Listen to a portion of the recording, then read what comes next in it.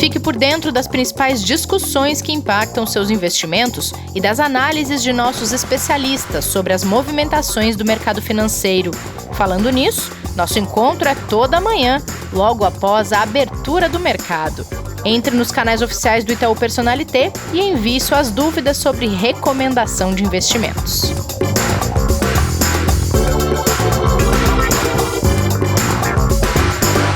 Olá, você está ouvindo o Investidor em Foco, o podcast de investimentos do Itaú Personalité. Sejam todos bem-vindos ao episódio desta quarta-feira, dia 13 de maio. Fiquem conosco, porque já temos convidado especial no episódio de hoje. Bom dia, Kleber, tudo bem? Bom dia, Rê, tudo bem e você?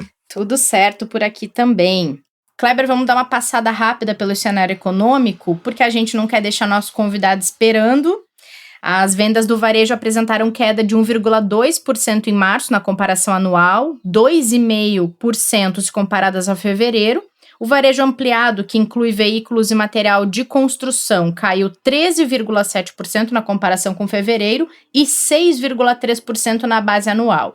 Na Europa e China, inseguranças com a possibilidade de uma nova onda de coronavírus em países que já retomavam as atividades. E o mercado, Kleber, como é que inicia essa quarta-feira? A gente teve uma terça-feira bastante turbulenta, né, com muita volatilidade. Ontem, quando a gente fez o podcast, a gente falou, né, do mercado aqui operando em alta, com o dólar cedendo um pouco, né, dando sinais de recuperação.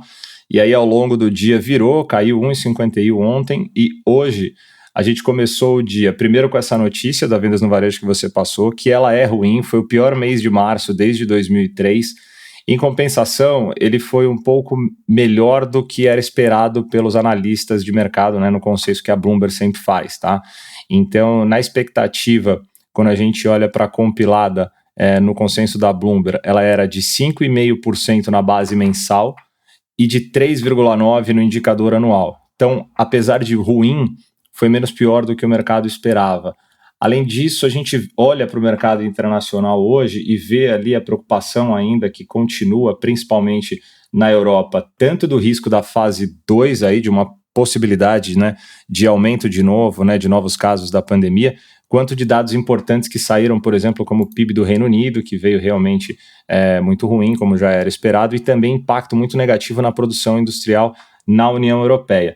Então a gente vê o mercado lá fora, principalmente na Europa, caindo nesse momento, está operando em baixa, e nos Estados Unidos, na expectativa que hoje a gente tem uma fala importante do presidente do Federal Reserve, Jerome Powell, que vai falar, na verdade começou agora às 10 horas, né, ele está falando, para falar sobre perspectivas econômicas dos Estados Unidos. Por enquanto os índices futuros lá operam muito próximo à estabilidade. Aqui a gente abriu positivo, recuperando a forte queda que a gente teve nesses últimos 3 dias, tá?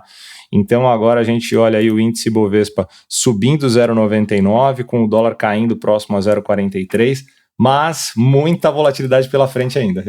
Muito bem, Kleber. Bom, vamos começar agora chamando o nosso convidado, chamar para bater um papo aqui conosco sobre carreira, sobre investimentos, o diretor executivo de Wealth Management and Services do Itaú, Carlos Constantini. Seja bem-vindo ao Investidor em Foco, é um prazer receber você aqui. Olá, Renata, Kleber, muito obrigado pelo convite, é um prazer estar aqui com vocês, poder falar um pouco sobre esses temas num momento tão particular que a gente está vivendo. Espero que todos estejam bem, acho que isso é o que mais importa, e vamos lá, vamos conversar. Muito bom, a gente que agradece. Para a gente começar, Constantino, tem um monte de pergunta aqui pela frente para fazer para você, mas queria começar do começo mesmo.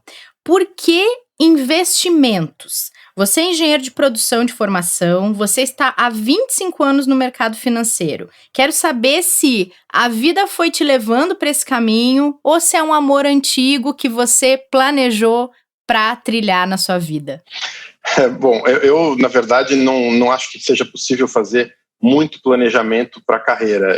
Eu acho que a carreira é uma sucessão de escolhas, claro, você tem que fazer alguns sacrifícios, você tem que ter comprometimento, buscar sempre, obviamente, excelência, melhorar, progredir.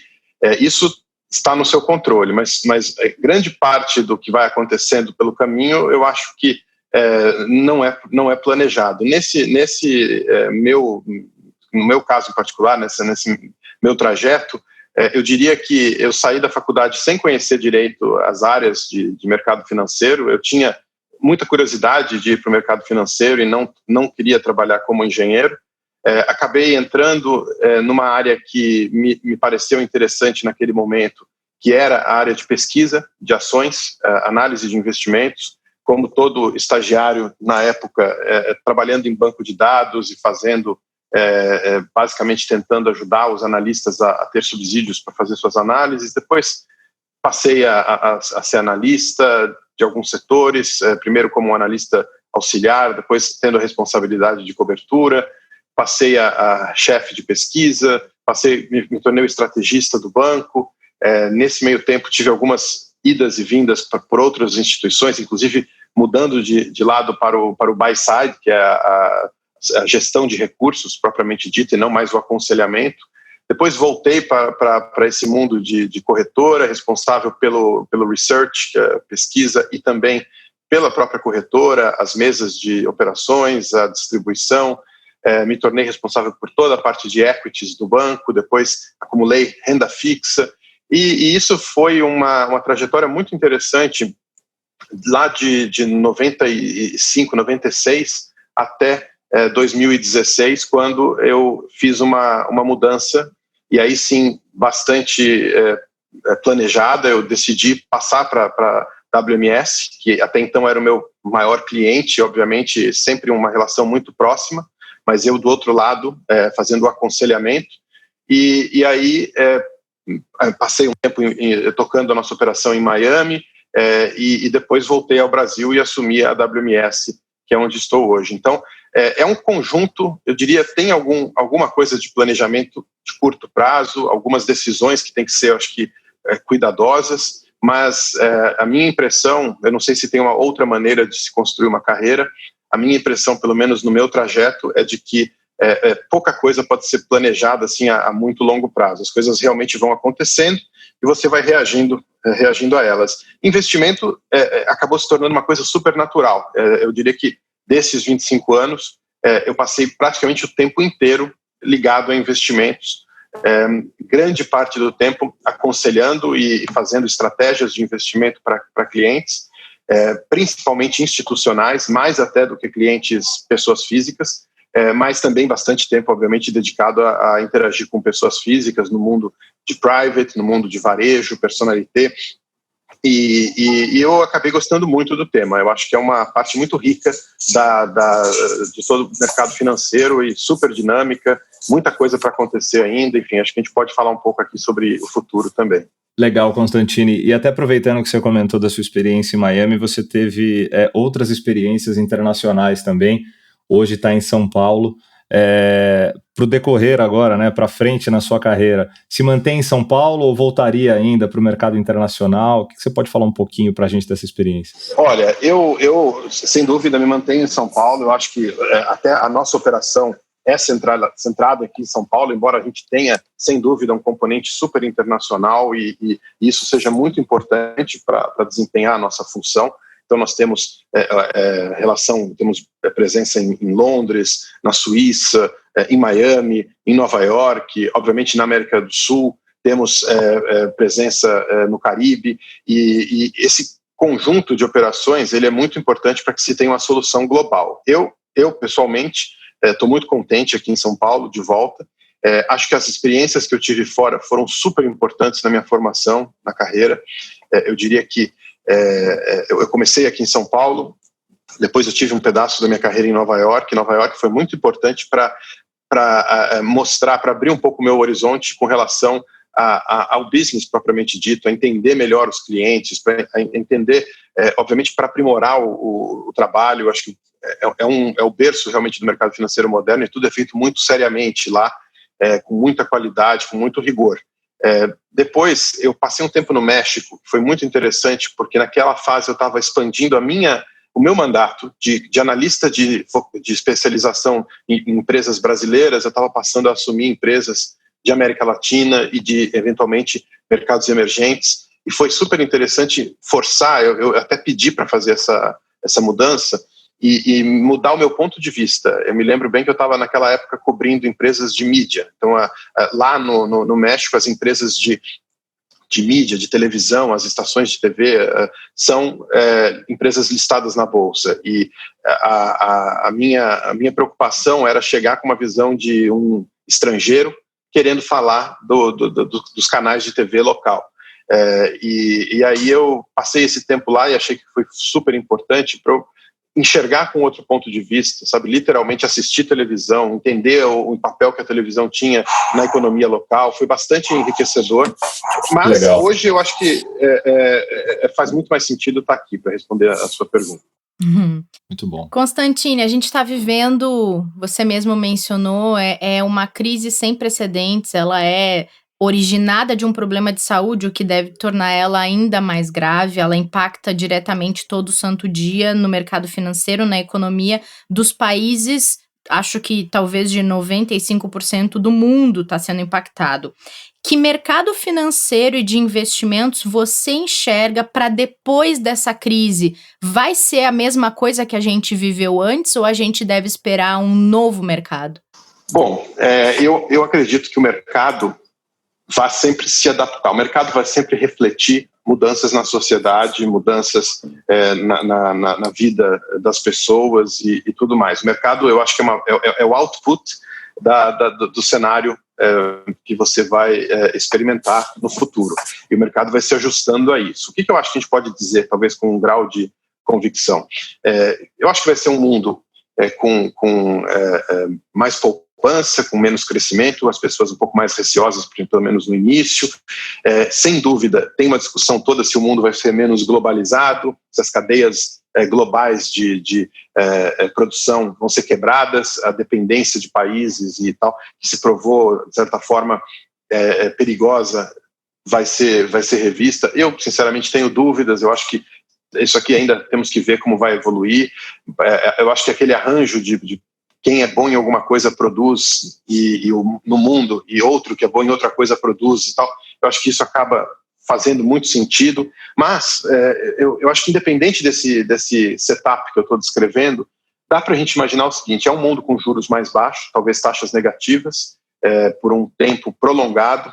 Juros baixos vai forçar uma realocação de portfólios, então eu acho que os investidores no mundo vão procurar ativos com mais risco para buscar um pouco mais de retorno.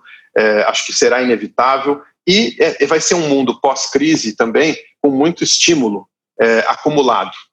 A gente aprendeu, desde as últimas crises, várias crises, a reagir com estímulos. E acho que isso está sendo feito sem precedentes nesta crise, que é uma crise sem precedentes. Então, se por um lado a gente vai ter toda a sequela e o receio e o baque, obviamente, nas empresas, né, a consequência realmente na vida das empresas, por outro lado vai ter muito estímulo represado na economia, e aí eu acho que podemos até pensar na volta de um cenário otimista, de um início de um novo bull market, talvez num tempo recorde.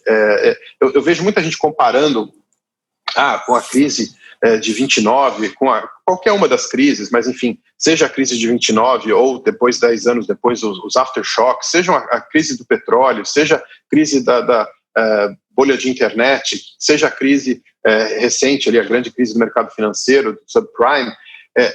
Eu acho que muita coisa mudou nesse inteirinho. Primeiro, a gente aprendeu a realmente fazer estímulos. A gente, o mundo, o mercado financeiro de modo geral.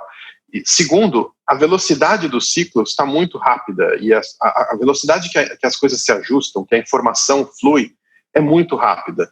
E eu acho que com isso é muito difícil usar a cabeça ou usar o modelo de uma dessas crises para prever como é que a gente vai sair dessa. Minha expectativa é de que, da mesma maneira que a crise foi muito aguda na queda, a gente tenha uma volta de precificação muito rápida no momento em que o mercado se sentir mais confortável. Eu não quero de maneira nenhuma diminuir o impacto da crise. Eu acho que vai ser muito duro.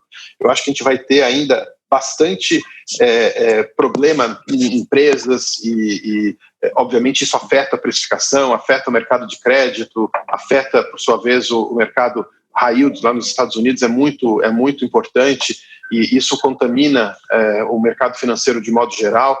Não quero subestimar os impactos que a gente pode ter no mercado financeiro, só estou colocando que juros baixos e muito estímulo, eu não ficaria surpreso se a gente tiver uma volta de um bull market, ou seja, o início de um mercado mais favorável, antes até do que as expectativas podem sugerir quando a gente compara com crises anteriores. Constantini, aproveitando tudo que você falou agora, tanto da crise sem precedentes, né, que a gente realmente, por mais que tenha histórico, nunca viu um movimento como esse, queria deixar já 2 perguntas aí rápidas para aproveitar o que você falou agora. Uma é que você falou exatamente de precificar, né, a precificação que a gente teve e a recuperação que a gente pode ter.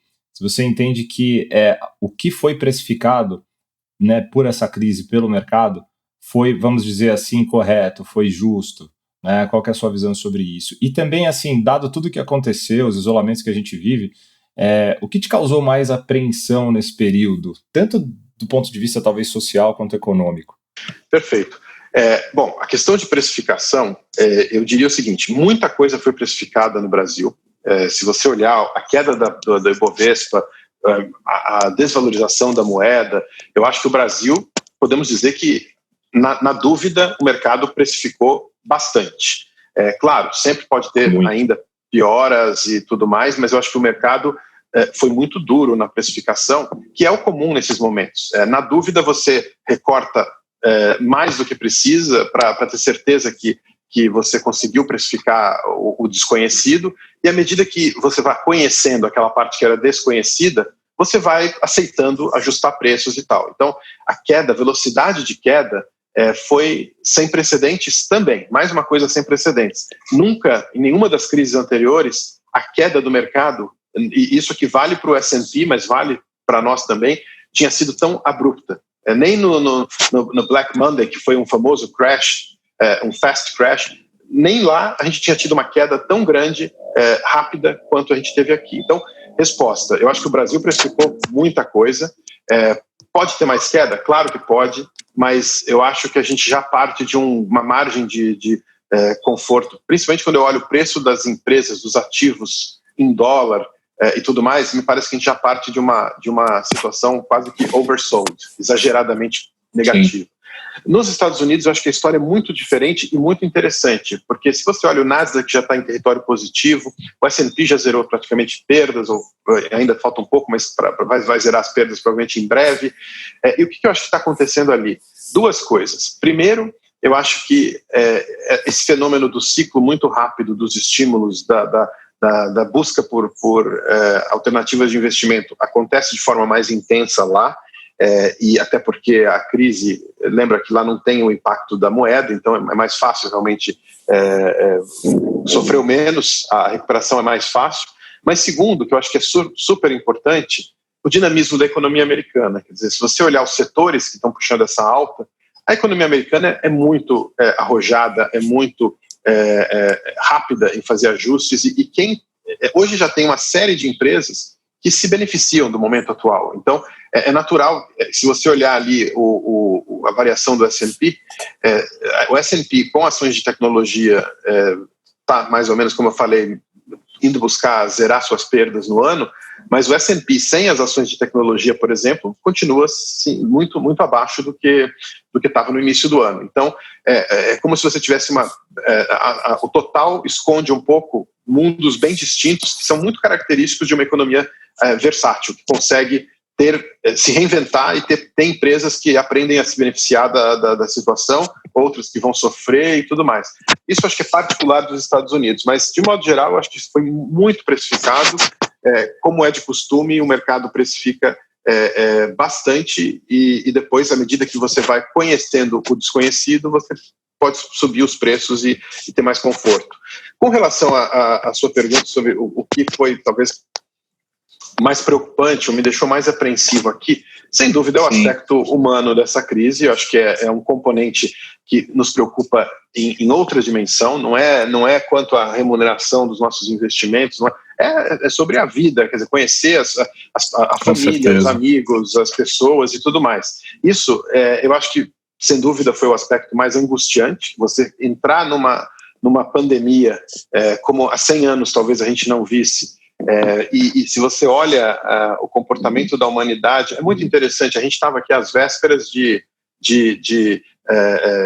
pensar já em vários fóruns lá no Vale do Silício falando sobre imortalidade, falando sobre, se você pega toda a teoria ali do Sapiens, do que está sendo discutido para o futuro, criar seres humanos cada vez mais fortes seletivamente e com features talvez até robotizados e tudo mais, e de repente a gente está apanhando de um vírus, uma coisa super básica, antiga, que você tem desde registros desde da história antiga, e que a gente está mostrando a nossa fragilidade. Acho que foi uma experiência muito humbling, assim, de nos tornar mais humildes como humanidade, realmente, enquanto a gente estava achando que nós podíamos discutir a imortalidade e tudo mais, ter que se esconder todo mundo, da mesma maneira que se escondeu na Idade Média, da mesma maneira que se escondeu nas pragas todas e nas epidemias todas que a gente viu, por conta disso. Agora, traduzindo aqui para o nosso mundo de investimentos, este desconhecido é um fator bastante imponderável, bastante preocupante quando você vai fazer o seu cenário, porque qualquer crise que eu tenha ou estudado ou vivenciado, ela teve epicentro, ou muito próximo do epicentro, o mercado financeiro. E aí, o que acontece? Você consegue fazer cenários de estresse, você consegue fazer simulações e ter um cenário, worst case cenário ou best case cenário, e trabalhar com alternativas para você saber as condições de contorno onde você está inserido. Aqui não. Aqui a gente está falando, a gente não tem muita ideia do componente de saúde, qual o próximo passo que vai acontecer na sequência, vai ter vacina, vai ter cura, vai ter tratamento, vai ter um protocolo médico mais bem sucedido, como vai ser a volta. Então, esse imponderável, eu acho que torna toda a nossa análise de investimentos particularmente mais difícil nesse momento. Eu acho que ninguém que está ouvindo aqui, se eu fizesse uma pergunta retórica, você acha que a gente ainda vai ver a Bolsa fazendo novas máximas no Brasil? Acho que todo mundo vai falar, claro que sim, a Bolsa, aquela manchete de jornal, Ibovespa atinge nova máxima. Claro que vai acontecer. Mas vai acontecer ano que vem? Vai acontecer esse ano ainda? Vai acontecer daqui a 5 anos? Eu acho que as pessoas vão ter mais dúvida em responder. Perfeito, você me deu o gancho para o que eu queria te perguntar agora, Constantini, que é o investidor, aqui o nosso foco do nosso podcast, inclusive, o investidor ele passou a ter muita dúvida na hora de operar, de administrar sua carteira, na hora de escolher o que fazer com seus investimentos, e também colocou à prova o seu perfil de investidor com toda essa situação que a gente está vivendo. Queria saber onde é que você está investindo nesse momento e se você enxerga espaço para buscar boas performances em investimentos, mesmo dentro desse contexto de crise que a gente está. Bom, começar pela segunda parte, tá? Eu acho que essa assim, é um chavão, a crise gera grandes oportunidades. No mercado financeiro isso é mais verdade do que em qualquer lugar, porque a crise é sinônimo de depressão de preços e ligando no que eu acabei de falar, se a gente acha que ainda vai haver novas máximas, puxa, então deveríamos todos alocar recursos em ativos de mais risco para capturar esse ganho. É muito mais fácil falar do que fazer, porque a gente não sabe se o timing é esse. O que eu acho que é importante é tomar cuidado, ou tomar os cuidados para fazer isso de forma adequada aos perfis de risco, que você menciona aqui também. Eu acho que é o seguinte, a oportunidade está sendo criada ou já foi criada, não sei, ninguém sabe dizer se ainda tem mais queda para acontecer, e quem tiver alocado vai capturar essa oportunidade. Se ela ainda não acabou de cair, a pessoa ainda vai ver a carteira piorar antes de melhorar. Se ela já caiu tudo que tinha para cair, a pessoa vai ver, o investidor vai ver a carteira só melhorar, e tomara que seja o caso, e etc. Independente desse cenário, o único jeito de capturar essa oportunidade é estar alocado. Ficar no CDI nesse momento protege o patrimônio, sem dúvida. Ficar na poupança, ficar no fundo DI, protege o seu patrimônio, protege o seu capital, porém, não vai te levar de forma alguma a capturar essa oportunidade que foi criada ou que está sendo criada. Então, o que é o segredo aqui? E aí eu te respondo, que eu faço na minha carteira e sou super diligente com relação a isso. Primeiro é você separar em bolsos distintos, o bolso que pode correr risco, o bolso que não pode correr risco, aquele que você que você não precisaria nem olhar para que o preço está, se cair 5% amanhã não vai te chatear, porque você sabe que você está comprando isso para daqui a alguns anos e tudo mais, e este eu acho que é o que vai capturar os ganhos.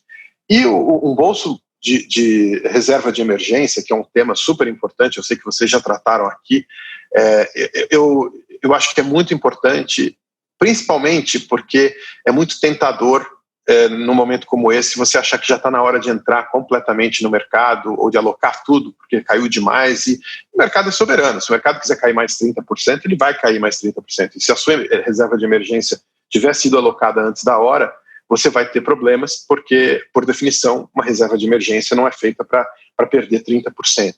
Então, o que eu acho fundamental aqui, que é o que eu faço na minha carteira com bastante diligência? Diversificar. Diversificar pode ser feito de várias maneiras. Você mesmo pode diversificar seu portfólio, se você tiver tempo, se você tiver, obviamente, conhecimento, tiver familiaridade com os produtos, e tiver vontade, porque muita gente tem as duas coisas, mas simplesmente não tem paciência, não tem. E nós temos como ajudar, como outros players de mercado têm como ajudar. Nós temos um grupo de especialistas super embasados, com ferramentas bastante arrojadas. Acho que ninguém tem, por exemplo, o nosso Portfolio Review, que permite que você construa carteiras adequadas ao perfil de risco do cliente, que tenha uma expectativa de retorno naquela carteira e tudo mais, diversificando e compondo partes da carteira ali no momento.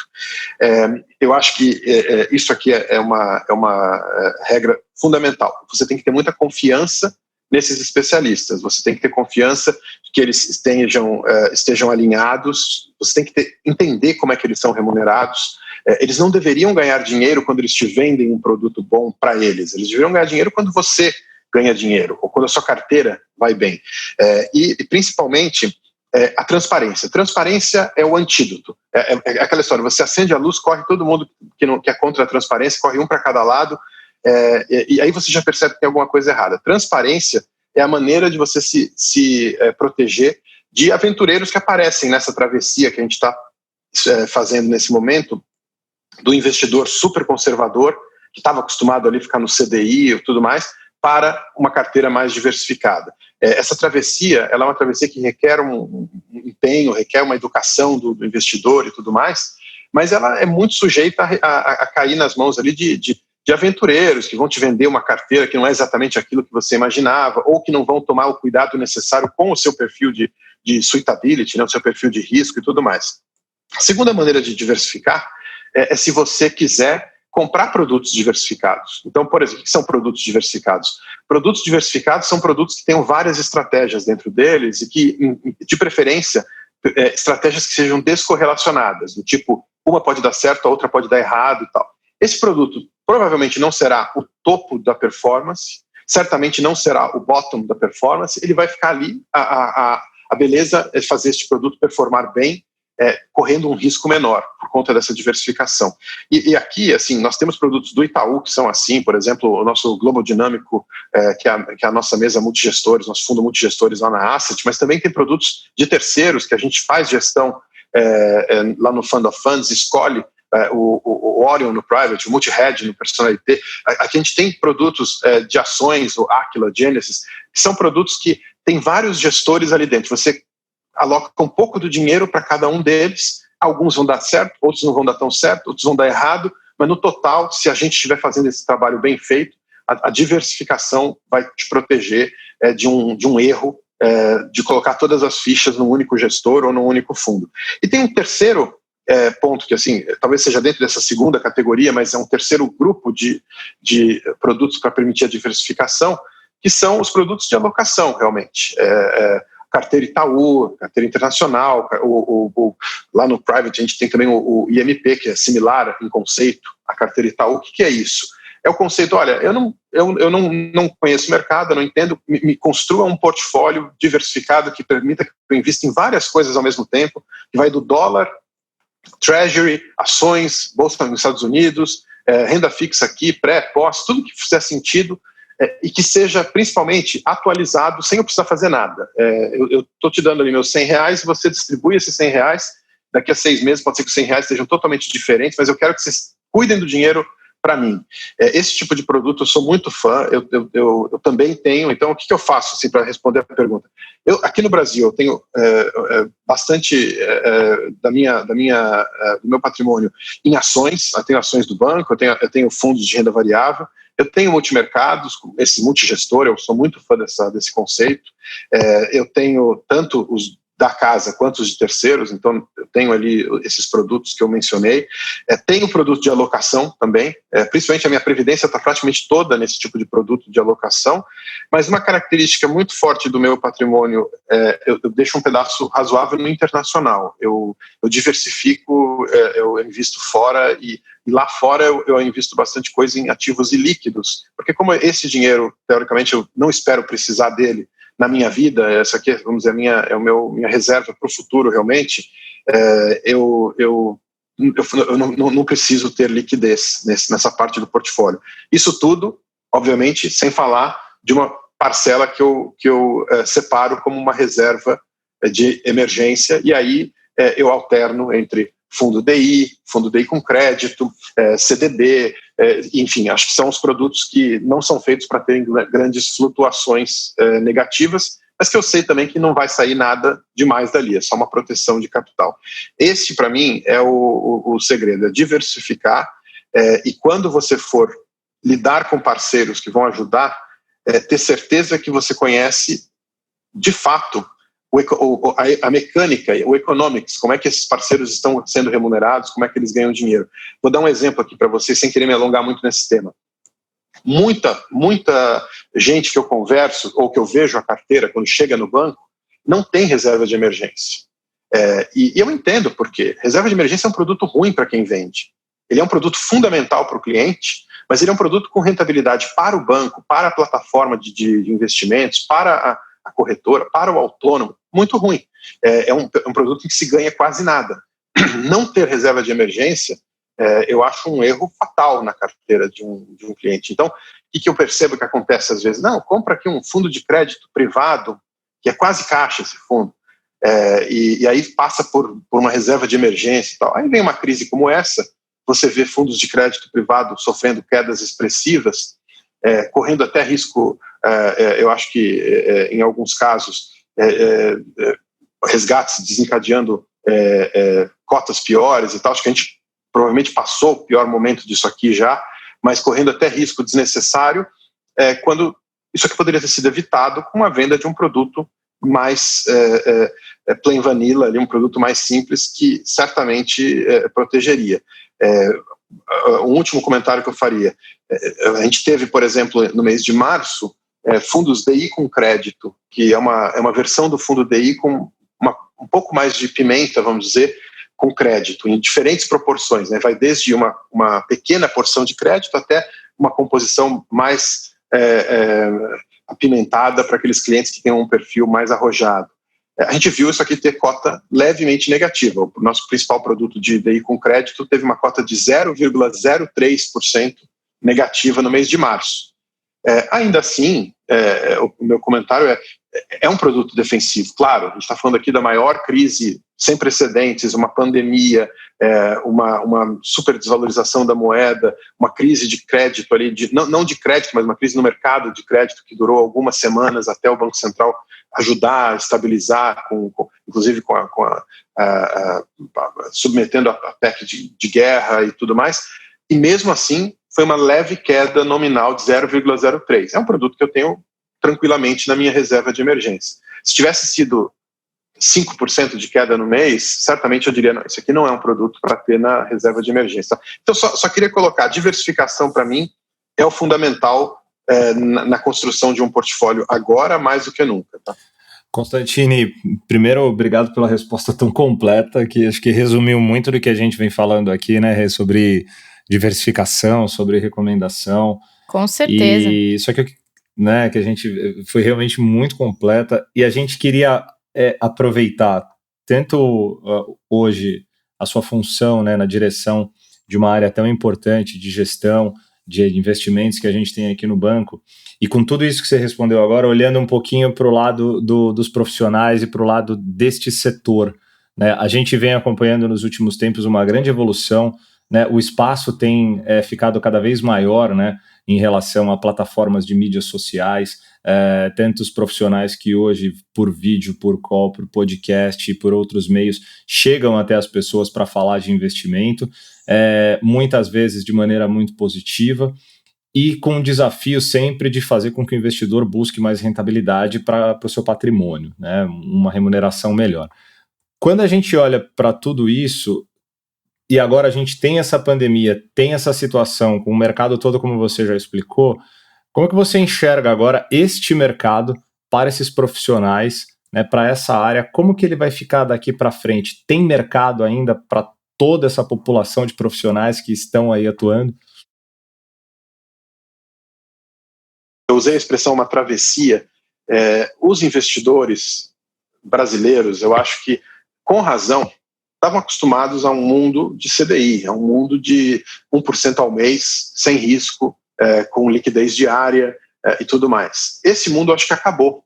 Ele acabou estruturalmente, ele acabou no mundo, ele mudou, obviamente, taxas de juros negativas e tudo mais em alguns países, mas aqui no Brasil, aquela gordura que tinha de taxa de juros e tudo mais, eu acho que a gente conseguiu deixar para trás, o que é ótimo. Esse dinheiro que antes estava empossado em CDI vai ter que procurar alternativas de investimento. E esses profissionais que vão ajudar os investidores nessa travessia, que eu acho que é super complexa, e depois manter as carteiras dinâmicas, porque uma vez que você faça a travessia, não é um evento único, você tem que manter aquela carteira viva. Ela diferente de você estar num fundo DI ou num CDB e esse ser o seu investimento ou na poupança, quando você faz essa travessia, é importante que você tenha cuidado, porque às vezes uma coisa que fazia sentido num momento já não faz mais tanto, ou uma ação subiu demais e tem que ser vendida na carteira, ou mesmo uma classe de ativos deixa de ser interessante em função de alguma mudança de cenário. Então, essa travessia e um momento subsequente abrem um espaço de trabalho, um mercado de trabalho sensacional. Eu acho que a gente está começando nessa travessia, é uma viagem, de certa forma, perigosa, porque, como eu falei, ela abre caminho para promessas, para promessas que não tenham fundamentos, para aventureiros, como eu falei, e eu acho que algumas coisas são fundamentais. Esses profissionais têm que ser bastante éticos. Eu acho que é importante que eles estejam num lugar sério, que vá pensar no cliente no médio e longo prazo, que não queira ganhar dinheiro este ano, e aí quando deu tudo errado, beleza, eu já ganhei o dinheiro, agora o cliente fica ali com problema na carteira e tudo mais, e eu acho que é um mercado que vai passar ainda por muita transformação. Eu vou dar um exemplo aqui que eu acho super emblemático. Muitas vezes eu vejo, até na mídia, até em entrevistas, os bancos vendem produtos próprios, só vendem aquilo que o banco tem para oferecer. O Itaú é, há mais tempo, a maior arquitetura aberta do Brasil. O nosso Fund of Funds, agora acredito que não seja mais por causa da desvalorização, mas até recentemente era o segundo maior Fund of Funds do mundo. Ninguém vende tanto produto de terceiros no Brasil quanto o Itaú. E vender produto de terceiros é uma prova muito clara de que a gente não está preocupado em, entre aspas, vender produto da casa. A gente está preocupado em vender o que faz sentido para o cliente. Vender reserva de emergência é boring, é uma coisa assim, nossa, é monótono. Eu fui lá e o cara me recomendou CDB, eu deixei um tanto em poupança, como é que pode ter dinheiro parado em poupança e tal? Aí vem uma crise como essa e esse discurso silencia. Por quê? De novo, é um produto ruim para vender do ponto de vista do banco, é um produto ruim para se vender. Reserva de emergência nunca envolve os produtos mais interessantes, com mais. Porém, é super importante ter esse tipo de cuidado, ter esse tipo de foco na carteira do cliente, no perfil de risco do cliente. Suitability é uma coisa muito séria. Você olhar para o cliente e entender o quanto aquele cliente tem de apetite de risco de verdade, para correr risco, para poder perder dinheiro, para poder ficar ilíquido, antes de vender uma coisa que seja ilíquida para ele. O COI, por exemplo, é um produto muito bom para a pessoa certa e na dose certa. Você vender um produto como um COI que este, por outro lado, extremo ao da reserva de investimento, é um produto super bom para quem vende. Mas você vender um produto como o COI e deixar o cliente com a carteira ilíquida numa dose errada pode ser um erro fatal. O cliente vai precisar do dinheiro e não vai estar líquido naquele momento. Então, ética, seriedade, conhecimento, acho que estudo para se manter atualizado, profissionais que tenham esses objetivos, esses interesses, eu acho que tem um grande espaço de trabalho para atuar nesse mundo de investimentos. A gente está começando nessa travessia, estamos engatinhando, o próprio mercado brasileiro ainda está, eu diria que muito raso em termos de classes de ativos, oportunidades, opções de produtos. A gente vem complementando isso numa velocidade super acelerada, inclusive oferecendo muita coisa internacional, mas eu acho que esse mercado vai crescer bastante. Bom, a gente está chegando ao fim do nosso papo, mas não vamos encerrar, Constantini, sem saber de você. O que você tem feito durante a quarentena fora o seu trabalho? Já vou trazer um spoiler que temos um entusiasta musical entre nós aqui. É verdade. Olha, uma das grandes vantagens da quarentena, na minha opinião, é que eliminando os deslocamentos, e principalmente nos finais de semana, eventos sociais, deslocamento de uma cidade para outra e tal, eu acabei encontrando muito mais tempo do que antes, eu diria. E como realmente eu gosto muito de música, gosto muito de literatura, eu tenho conseguido dedicar mais tempo a ler e a ouvir música. Eu, particularmente, eu fiz uma escolha talvez não óbvia com relação a livros, mas que me parecia mais óbvia quando eu decidi o que eu ia ler nesse momento, que eu escolhi alguns livros que eu já tinha lido, inclusive, mas que eu quis reler, porque diziam de alguma maneira, conversavam com o momento que a gente está vivendo de epidemia e tudo mais. Então, eu digo que é não óbvio porque o certo seria ler alguma coisa contraída, mais arejar a cabeça um pouco e tal, e acabou sendo ainda mais impactante a leitura desses livros, ou a releitura nesse momento. A Peste, do Camus, que eu acho que é um clássico aqui que fala sobre a praga e um cenário de ficção, a praga voltando numa cidade e tudo mais. Nemesis, do Philip Roth, que eu acho que é também um livro espetacular que conta também, não vou falar o spoiler, mas enfim, a questão de paralisia infantil nos Estados Unidos ali, e como é que se propagou, e como, me impactou mais do que a primeira vez que eu reli esse livro, depois de ter filhos e tudo mais, eu fiquei achei bastante impactante. E o ensaio sobre a cegueira do Saramago, que não fala de uma praga, de uma epidemia, mas sem dúvida fala desse ambiente super angustiante. Eu tinha trazido o Decameron também, que foi escrito contando uma situação de quarentena e tudo mais, mas esses três me impactaram tudo, que eu deixei ele guardado, por enquanto não vou me aventurar a reler aqui. E em música, sem dúvida, muito tempo para ouvir música. Eu gosto muito de música clássica, música erudita. Tenho um projeto, eu estava comentando aqui com vocês, de fazer uma playlist aqui no Spotify. Eu me condicionei a colocar 1000 músicas que eu acho que resumem o que a humanidade produziu de melhor em música, e é bastante. Quantas já foram? Eu tô quase na metade, e eu comecei lá no 1100. O problema é que eu comecei lá em 1100 e poucos, né, com uma compositora super misteriosa, que eu acho genial, que é Hildegard von Bingen, enfim, e aí foi crescendo, só que acontece que vai aumentando exponencialmente a quantidade de bons compositores, e eu estou entrando no século XX, acabei de entrar no século XX e já gastei metade das minhas cotas de música, então não sei se mil músicas vai ser... Ainda tem mais de 100 anos aí para selecionar, né? Não, exatamente, e grandes compositores e tal, mas está sendo super divertido, e aí eu escuto, volto, tiro uma música, falo, tem compositores que estão com, sei lá, 14, 15 músicas, eu estou gastando muita música com esse compositor e tal, mas tem sido uma ocupação divertida. Eu adoro música e, enfim, coisas que a tecnologia permite que a gente faça num momento de reclusão como esse. Mas está sendo... são duas coisas que me ajudam a levar esse momento. Obviamente, ficar com a família é um grande bônus dessa situação toda, né? A minha carga de trabalho envolvia muita viagem, e isso obviamente acabou nessa fase. Então esse talvez seja o grande bônus da quarentena, mas eu acho que a gente tem que procurar vida normal e fazer coisas que gosta e não ficar só preso em casa e torcendo para acabar, porque pode demorar. E essas são duas coisas que realmente me divertem bastante. Que maravilha. Constantine, adorei. Foi um grande prazer conversar com você aqui. Volte outras vezes, por favor, porque ficou um monte de assunto faltando aqui. A gente já estava falando de... Nossa listinha foi encolhendo. Muito legal. Prazer foi todo meu. Estou à disposição. Espero que na volta, quando a gente marcar, a situação seja mais animadora ainda, mas espero que todos fiquem bem. E bola para frente aqui. A gente vai sair dessa como saímos de todas as crises e não tenham dúvida de que a Bolsa ainda vai fazer novas máximas no futuro.